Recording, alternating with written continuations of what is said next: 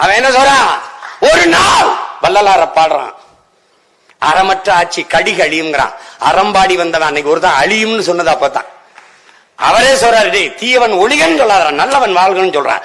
நல்லவன் வாழ்ந்தா தீயவன் ஒழிஞ்சிருவான், அவ்வளவுதான். நேர்மறை சிந்தனை 2 மடங்கு ஆற்றலை பெருக்கி கொடுக்குங்கிறான். இப்ப எங்க கோட்பாடு என்ன?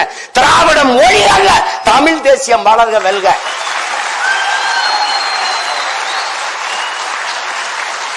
புரியுதா? ஈவே ராமசாமி ஐயா ஒழிகல்ல, எங்கள் தலைவன் பிரபாகரன் வாழ்க வெல்க, அவ்வளவுதான். நேற்று மாற எங்களுக்கு இந்தி ஒழிக அல்ல எங்கள் கோட்பாடு, தமிழ் வாழ்க வளர்க வெல்க. இன்னொருவன் தாய்மொழியை அழிக்கிற உரிமை எனக்கு கிடையாது. அவன் தாய்மொழியை நான் போற்றுகிறேன், நேசிக்கிறேன், மதிக்கிறேன். அதை போல என் தாய்மொழியை போற்றுகிறேன், மதிக்கிறேன், நேசிக்கிறேன். இந்த நிலத்தில் நான் தமிழனா இருக்கணும், அந்த நிலத்தில் அவன் தெலுங்கனா இருக்கணும், அந்த நிலத்தில் அவன் மலையாளி, கன்னடன், பீகாரி, குஜராத்தி எல்லாரும் நல்லா இருந்தா இந்தியா நல்லா இருக்கும். That's all your honour.